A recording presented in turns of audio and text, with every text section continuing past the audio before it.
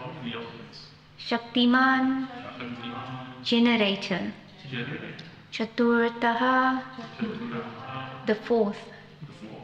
Aindriyaha, in the matter of the senses. Sarga, creation. Ya, that which. Tu, but. Gnana, knowledge acquiring. Kriya, working. Atmakaha, basically. Translation. The sense perceptions are created in the third creation, and from these the elements are generated. The fourth creation is the creation of knowledge and of working capacity. Please repeat. The sense perceptions are created in the third creation, and from these the elements are generated.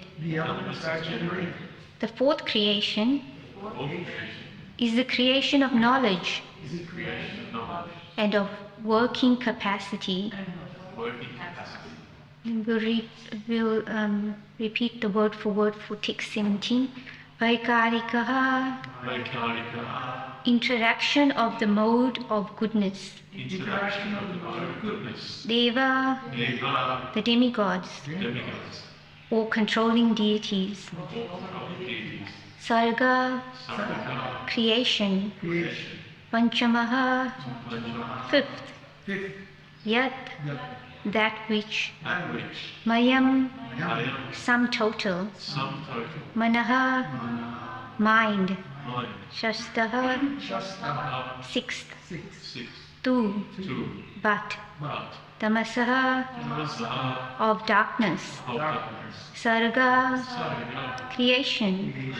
Ya, that which. Tu, expletive. Abhudikrita, made foolish. Prabhu, of the Master. Translation. The fifth creation is that of the controlling deities by the interaction of the mode of goodness, of which the mind is the sum total. The sixth creation is the ignorant darkness of the living entity, by which the Master acts as a fool. Please repeat. The fifth creation is that of the controlling deities by the interaction of the mode of goodness, of which the mind is the sum total. The sixth creation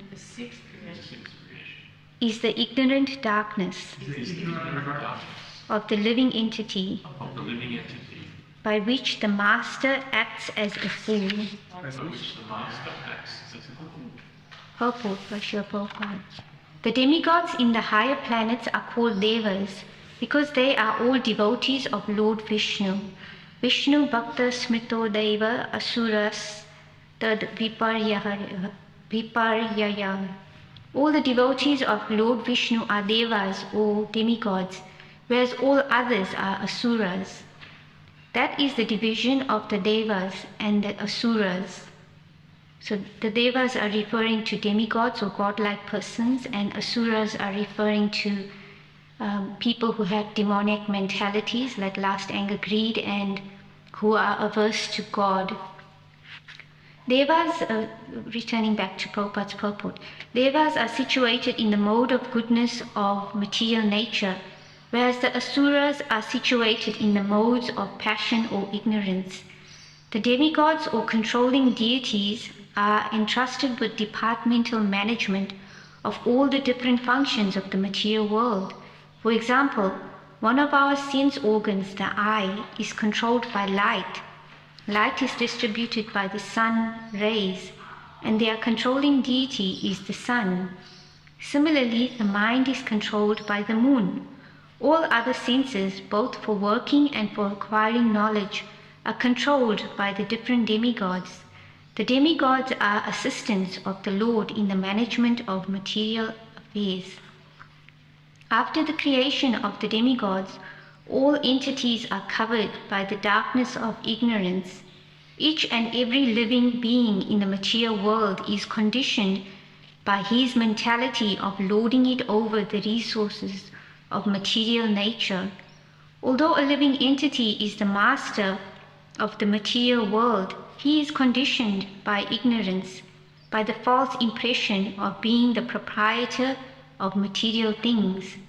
The energy of the Lord, called avidya, is the bewildering factor of the conditioned souls. The material nature is called avidya, or ignorance, but to the devotees of the Lord engaged in pure devotional service, this energy becomes vidya, or pure knowledge. This is confirmed in Bhagavad Gita. The energy of the Lord transforms from Mahamaya to Yogamaya and appears to pure devotees in her real feature. The material nature therefore appears to function in three phases: as the creative principle of the material world, as ignorance, and as knowledge. As disclosed in the previous verse, in the fourth creation, the power of knowledge is also created. The conditioned souls are not originally fools, but by the influence of the avidya function of the material nature, they are made fools, and thus they are unable to utilize knowledge in the proper channel. By the influence of darkness, the conditioned soul forgets his relationship with the Supreme Lord and is overwhelmed by attachment, hatred, pride, ignorance, and false identification, the five kinds of illusion that cause material bondage. Shri Prabhupada ki jai. Namo Om Vishnu Padaya Krishna Prasad Bhutale Srimati Krishna Goswami Namani. Namo Om Vishnu Padaya Krishna Prasad Bhutale Srimati Bhaktivedanta Swami Namani. Namaste Saraswati Devi Gurumani Vishesha Shunyavadi Pasati Desatadini. So I seek the blessings from all the devotees that I can speak something that will be beneficial for all of us, and especially to myself, because sitting on this Vyasasana, I'm not at all qualified, but by the process of hearing and chanting and being given the opportunity to give class, it's for my own self-purification. So in this chapter, Divisions of the Creation, I just want to take an overview quickly before we get into the text 16 and 17.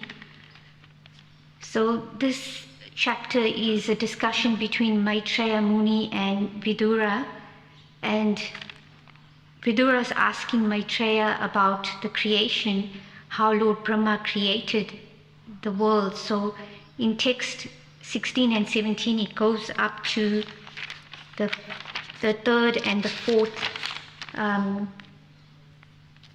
kinds of creation, the sense perceptions and the creation of knowledge and of working capacity. So in that conversation between Maitreya and Vidura, it says there that how Lord Brahma, the grandfather of the material of the planetary inhabitants, created the bodies of the living entities from his own body and mind after the disappearance of the Supreme Personality of Godhead. So he's doing this service for Krishna. So the Srimad Bhagavatam is divided into different sections. So first is Sarga, the creation, and then is Visarga, and that is the service or the job of Lord Brahma, where he's creating the bodies of the living entities that are already existing, because the soul is eternal. It's not created at any point, but the material body is created to give the soul a vehicle in which to travel and engage in actions and reactions, whether we choose to bind ourselves by the actions we do or to elevate ourselves. We have that opportunity by the mercy of Lord Brahma, who gives us that facility of the material body.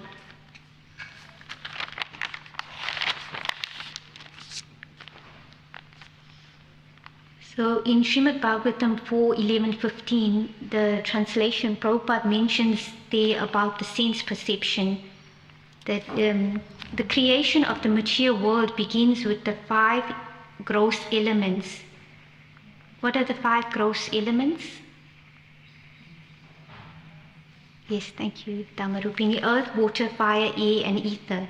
And thus, everything, including the body of a man or a woman, is created of these elements. By the sexual life of man and woman, the number of men and women in this material world is further increased. And Prabhupada further goes on in the purport, that is the way of creation, maintenance, and annihilation. So ultimately, we all coming from those, our material body is coming from those gross elements when we break it down. We return to earth, water, fire, air, and ether. And in the purport of 4.11.15, Prabhupada continues to say, one should not be disturbed by the waves of material nature in this process. Dhruva Maharaj was indirectly advised by Swayambhuva Manu not to be afflicted by the death of his brother, because our relationship with the body is completely material. The real self, spirit soul, is never annihilated or killed by anyone. So in this section, Canto 4, Chapter 11, it's when Dhruva Maharaj his brother was killed by a yaksha, and he wants to annihilate the yaksha race, and then Swayambhuva Manu comes and tries to pacify Dhruva Maharaj because he has understood the Vaishnava culture. So he's trying to remind him again. So we are all human, and it's showing by this example that even though Dhruva Maharaj is such a great Vaishnava, such a great personality, that he met the Lord personally face to face, but because of the death of his brother, he was also affected by human feelings. And he had to be reminded again by Swayambhuva Manu that it's because we are identifying with this material body, and that's why we are suffering. But ultimately, the soul never dies. So his brother is still alive because the spirit soul never dies. So that is our sense perception. In this purport of Prabhupada, today's purport 17, it's talking about the third creation, sense perception, and where elements are generated. So yesterday, my Guru Maharaj Bhai Krishna Goswami was talking about how the jiva, the spirit soul, has not fallen. It's just that we are perceiving this material body as the gross body as our true self, and this is real life. But actually, in reality, he was giving the example of virtual simulation. When someone is playing a video game and then they're identifying with their avatar or the form that they have incarnated in that virtual reality or that video game. And then when that person dies or a relative dies, they say, oh, I've died, or someone has died. But if someone is so engrossed in that video game, they'll lose track of reality of who they really are, that they're a person that's separate from that video game, that they have a life, that we have a life outside of that virtual reality. So similarly, in the material world, we are functioning. It's not that it's unreal, but it's temporary. And we are identifying with the material body as all in all. But in reality, when we read the Vedic literatures, Bhagavad Gita, Srimad Bhagavatam, we understand, or at least theoretically, we get that knowledge that we are a spirit soul covered by this material body. And because of our actions in our previous lives, in Bhagavad Gita it says that there are 8,400,000 species of life, and we have transmigrated through all these different bodies, and gradually we have come to the human form of life. And this human form of life is a great opportunity where we can inquire about who am I, who is God, what is my relationship with Him, what is my purpose in this life, I have been given this body, what is my mission. And we have this human mission. So we all have this propensity, all living entities, we have the 4 propensities of existence. That's eating, sleeping, mating, and defending. But in the human form of life, we have a higher intelligence. So instead of just thinking about where am I going to eat, where am I going to sleep, where am I going to find a sexual partner, and these basic activities, we have the opportunity, because we have a higher intelligence, we can perceive that there's something higher than just these gross things, because even the animals, even the big elephant in Africa or Asia is being provided with foodstuffs. They don't have to work hard like us, endeavor so much, and then lose track of the human mission, which is to understand our relationship with God and get out of this cycle, this rotation that Lord Brahma has created, the 9 creations, and the rotation, it keeps rotating. So it's like a Ferris wheel. We die and then we come back again and we take another body. But we want to get out of this karmic cycle of birth, death, old age, and disease and go back to the spiritual world. Because the soul's nature is that it is Sat, Chit, Ananda. And who knows what Sat means? Yes, the eternality principle. So the soul is eternal, we never die. But we see that in the material world, we all have to die. But in the spiritual world, we don't have to die. And Chit means knowledge. So we have this knowledge that we are the servant of Krishna. But in the material world, we are servants of our senses, we are servants of our family, servant of our country. But if that is not connected to God, to Krishna, then it's all a useless waste of time. And Ananda, bliss. So originally we are all blissful, we are happy. The soul is eternally existing, has knowledge, and is blissful. But because we are identifying with this material body, we have times when we are depressed or sad. We're going through so many different emotions. But the nature of the soul is that it's always happy. And in the spiritual world, we don't have to go through this birth, death, old age, and disease, because we are eternally existing. The material body never fades. So in the previous verses of this chapter, the time factor was mentioned, and the devotees mentioned, as per the previous acharyas and Srila Prabhupada, that in the spiritual world, time is conspicuous by its absence. But we see that we hear the descriptions in Krishna book that there is time involved. There's day, there's night. So how do we understand that? So we can understand that in the material world, we are affected by time. Over time, everything disintegrates, just like a fruit. Even if we keep it in the fridge, after some time, it's going to get moldy, it's going to get old, and just like the material body as well. But in the spiritual world, the time factor acts as a pastime. So time is there, but the influence of time is not there. Whereas in the material world, the influence of time degenerates everything. Everything gradually dies and it's changing. But in the spiritual world, it's ever blissful, ever increasing, ever youthful. It says that Krishna he never grows old, but they say God is the oldest person, but we don't see any descriptions or paintings of Krishna where he's old, because that influence of time is not there. So when we return back to Krishna, even us as spirit souls, the minute particles of God, we are not influenced by the time factor. And in this purport, Prabhupada also mentions there the 4th creation, which is of knowledge and the working capacity. So the mind, in the purport, Prabhupada said, the mind is controlled by the moon. So even in this contemporary society, they say that I'm affected, the moon must be in a certain phase. So people say, I couldn't sleep. So there's a direct correlation between the moon and the mind. But we can utilize the mind, we utilize knowledge for understanding and application. So we understand that there's all these demigods that are in charge of the different aspects of our body also.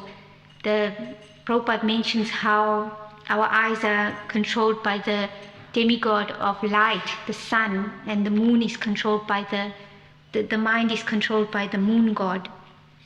And just like knowledge, we apply knowledge, we gain knowledge, and the mind above the mind is the intelligence. So the goddess Saraswati, she is the goddess of learning. And when we utilize knowledge in the proper channel, then we can elevate ourselves. Just like everything in the material world, Prabhupada mentions here that the pure devotee, he is not affected by avidya or ignorance. He has knowledge, pure knowledge, vidya. And the pure devotee, they are under yoga maya, not mahamaya. So maya is illusion, and mahamaya is the very gross illusion of identifying ourselves with the material body. And yoga maya is where we are covered over, but just like in the spiritual world, the devotees in Goloka Vrindavan are covered over, and they don't see Krishna as God, but they see him as a loving friend, a loving son, like that. But the covering potency is still connected to Krishna, but it's there to cover over the person so that it enhances the loving relationship with Krishna. So the material world actually is connected to Krishna, but when we utilize everything in Krishna's service, then everything becomes vidya or pure knowledge. Just like the example that Prabhupada gives, that there's a knife. So if a murderer will use that knife to kill someone, but when the knowledge is utilized properly, then a surgeon will use the knife to heal someone. So we always have this choice. Yesterday, my Guru Maharaj Bhai Krishna Goswami was saying that we can't blame anyone for where we are in our life, that we always need to take responsibility for the choices we make. And that choice, that free will, God doesn't take that free will away from us. We all have a choice. Even if we're in the darkest, most miserable condition, we have that small choice whether we move to the light or the darkness. So my spiritual master was also mentioning how Prabhupada mentions in Chaitanya Charitamrita, Madhya Leela, chapter 22, text 31, Krishna Surya Sama Maya Haya Andhakara, Yaham Krishna Tahan Nahi Maya Adhikara. So the translation of that verse is, Krishna is compared to sunshine and Maya is compared to darkness. Wherever there is sunshine, there cannot be darkness. As soon as one takes to Krishna consciousness, when one follows God, the darkness of illusion, the influence of the external energy will immediately vanish. And in the purport, Prabhupada says, wherever there is light, there cannot be darkness. When a living entity becomes Krishna conscious, God conscious, he is immediately relieved of all material lusty desires. Lusty desires and greed are associated with rajas and tamas, darkness and passion. When one becomes Krishna conscious, God conscious, the mode of darkness and passion immediately vanish, and the remaining mode, sattva guna, goodness, remains. When one is situated in the mode of goodness, he can make spiritual advancement and understand things clearly. This position is not possible for everyone. When a person is Krishna conscious, he continuously hears about Krishna, thinks about him, worships him, and serves him as a devotee. If he remains in Krishna consciousness in this way, the darkness of Maya certainly will not be able to touch him. So it's interesting here that Prabhupada mentions if he remains in God consciousness, in Krishna consciousness. So it's showing us that God is all loving, that he'll never take away that free will away from us, just like a father. He loves his children, but he'll never force his children to love him. And Prabhupada gives the example of the son. he might want to do things independently of the father, and he goes away. But the father, because he loves the son or the daughter, he loves the child, he won't force that child to stay with him. He'll give, to the best of his knowledge, a loving father will give all knowledge, all understanding. But the choice still remains for us, whether we choose to follow his direction and live with joy, or we try to be independent of him. We try to be happy, independent of God, of Krishna. But that connection is never lost. We'll never fall away from God, from Krishna, because that loving relationship, we are part and parcel of him. We'll never be separated from him. But because of our choices, if we choose to work independently of Krishna, of our Father, and we try to do things that are not authorized, like a criminal will go and steal something, then we have to pay the price of the choice we make, the consequences of our choices we make.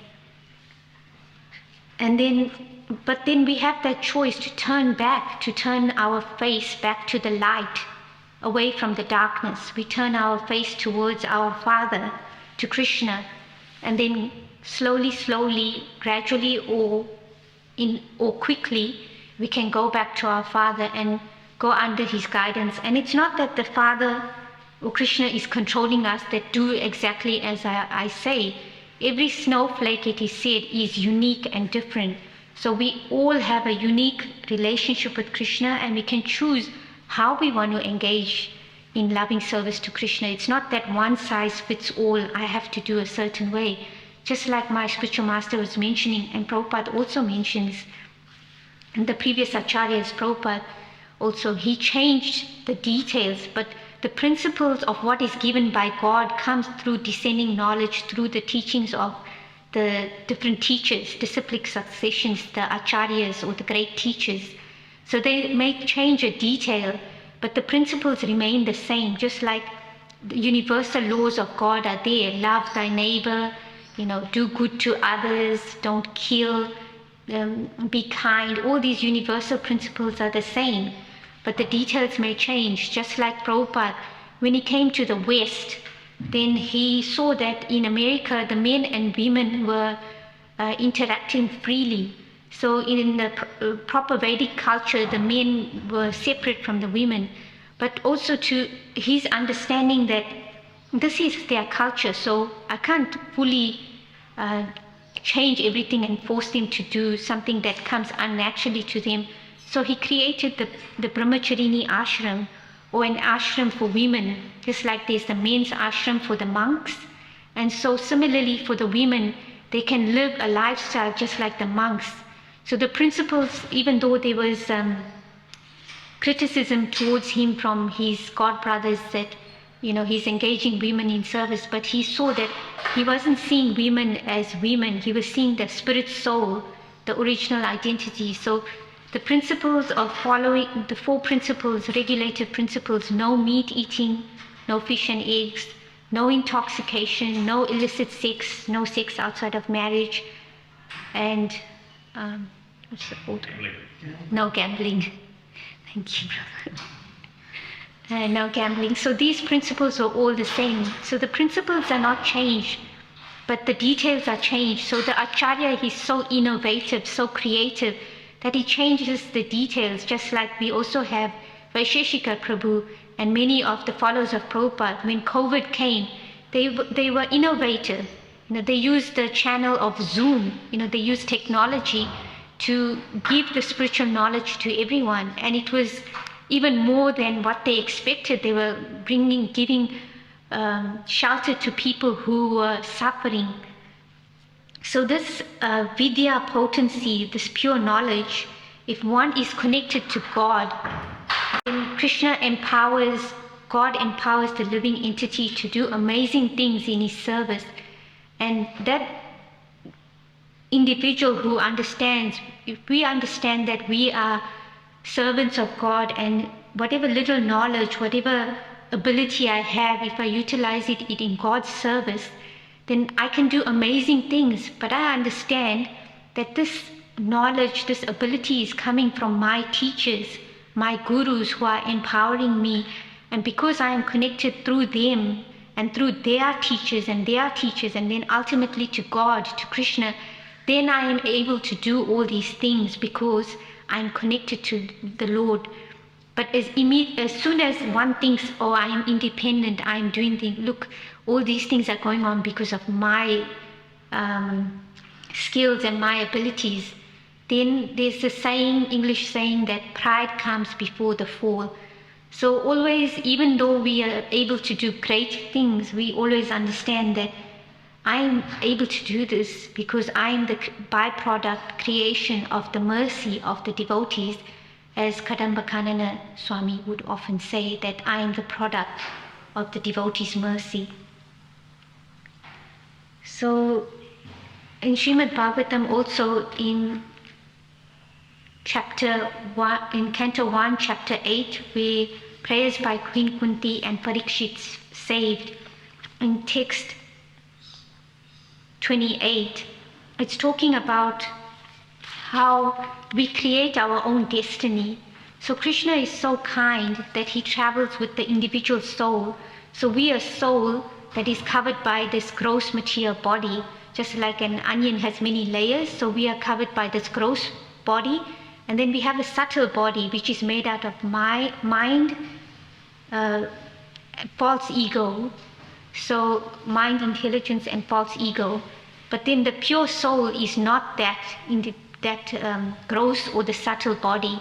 So when we die, we are taking back all the impressions from in our subtle body, which are carrying us through to different bodies.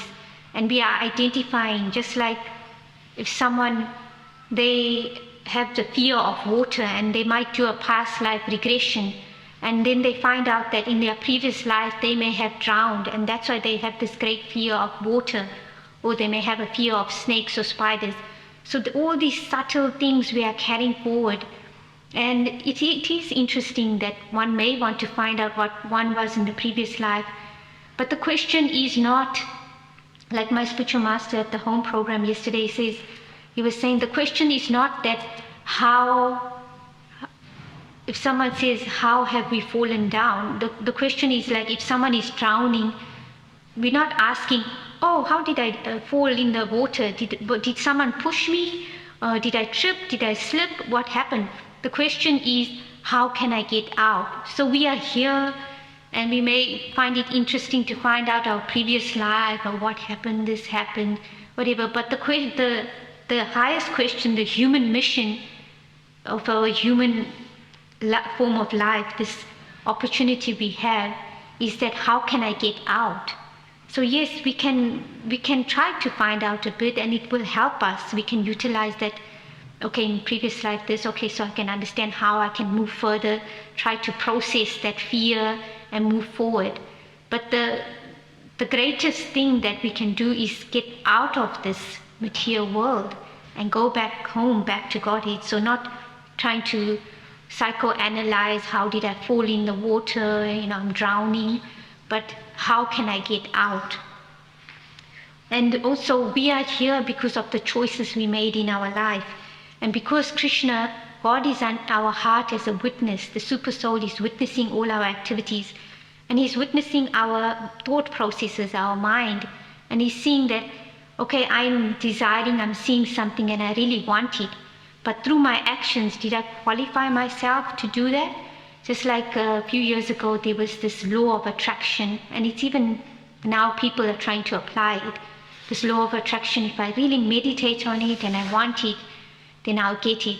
But my Guru Maharaj a few years ago, he gave this example, like someone is thinking, I want this nice fancy bicycle, and okay, with the law of attraction, he'll get it, but that bicycle is wonky and it's old. So why is that? The law of attraction works to a certain degree, but the factor that's involved is that one is not understanding one's deservability and one's qualification. So there's two aspects involved here. With my actions, have I qualified myself to achieve what I desire?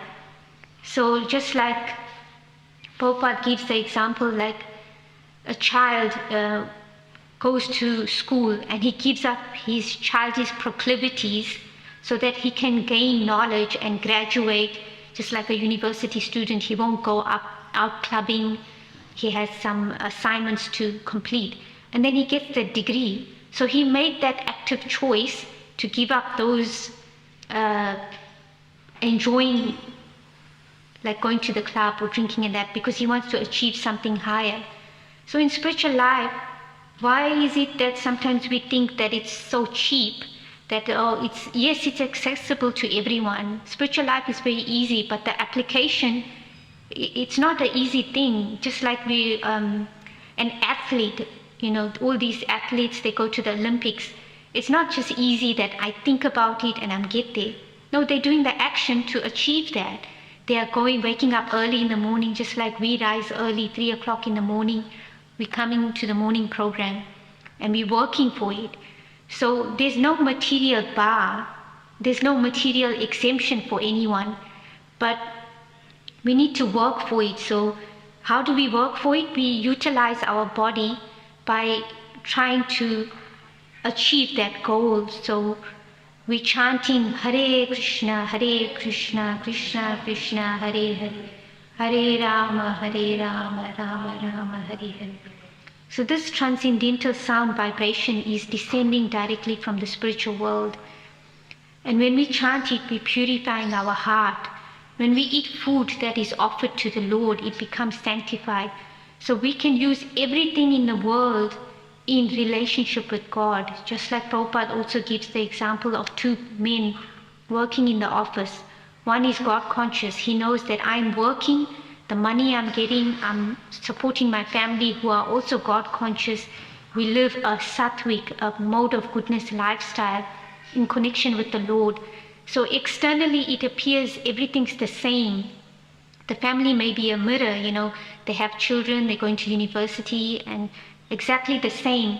But one is doing it for sense gratification and is degrading the consciousness and then choosing our next life with the activities we are doing in this life. Maybe that they're going, when the weekend comes, they're going out partying, drinking alcohol, having illicit sex and all that. So we always have that free will, that choice, whether we choose darkness, we are perceiving this body as the gross body as our true self, or we are engaging it in the Lord's service and purifying that consciousness and taking off the layers to get to that original soul, that's who we are. And we are always connected to God. We've never separated from Him.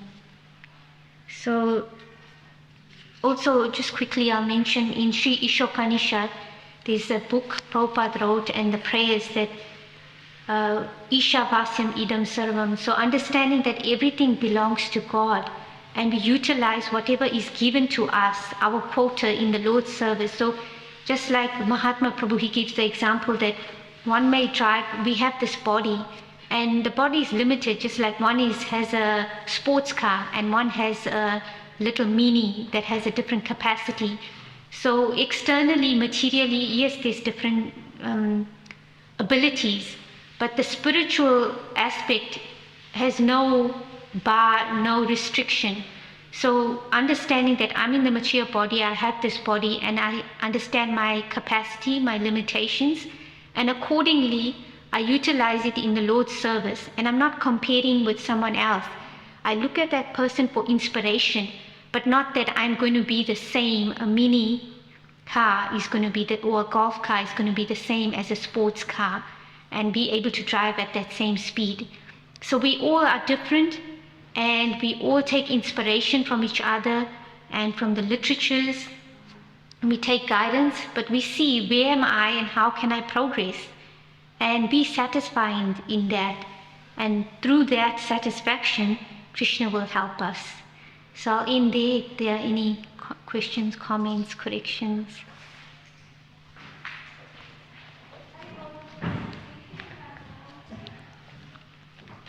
Any questions? Comments, or if you want to share anything that you got from what Prabhupada's saying in this purport, or the different other books that I mentioned Prabhupada said. Tamarupini. Hare Krishna, thank you for a beautiful class, Vaishnavi. I really like what you were saying about Krishna doesn't force us, so that we always have that sense of free will. And that really resonated. Thank you so much. Yeah, thank you. Because in this day and age, everyone wants to be independent, no one wants to be controlled. Yeah. So if we love is when we have a choice. It's like the other day, I was a bit upset with my husband because he changed my alarm to 10 minutes later because he thought I needed to sleep in, but I had planned it in a certain way. So then he understood that, yeah, love is not when you make someone do something, you discuss and you have that free will, that choice. Then you, yeah. Sorry. Thank you. You mentioned the 9 creations, Yes. right? But there's another one, there's a 10th one, but it's mentioned there. It's kind of brackets. So it's, 6 are from the Lord and 4 are from Lord Brahma. I know that it's just included there, inserted there, but Yes. for example, in his summary of the section, he mentions the 10th. Yeah. The last one is demigods, Okay. the divisions of demigods. Okay. And I mean, I don't want to trouble you, but because in this, what is it, the 17th one, it's mentioned demigods as well, Yes. and it's also repeated there. So I thought maybe you did some research on how different it is, because Prabhupada explains that basically the Lord puts the seeds, and then, like a gardener, then the gardener, another gardener, the subsequent person, second engineer, comes and starts doing things, but the seed plays quite much. So I don't know if in that case the creation of the devatas, which is mentioned here, the Prabhupada dedicates that to the perfect. And then Lord Brahma, creates the category system. Yes. Anyway. Yeah. Thank you for the clarification. Yeah, it's a bit technical for me to understand, but I was trying to go back from the beginning of this chapter to understand. And yeah, thank you for mentioning the 10th one, because it did say when I started reading it from the beginning of the chapter, that the first 6 are different category, and then So, how many sargas? Sorry? The first 6 are sarga, and the other Sarga. ones are visa. Yeah, so Krishna is the original seed-giving father, and then, as you said, Lord Brahma, he creates that material body for the seed to utilize according to the different actions and reactions. Thank you.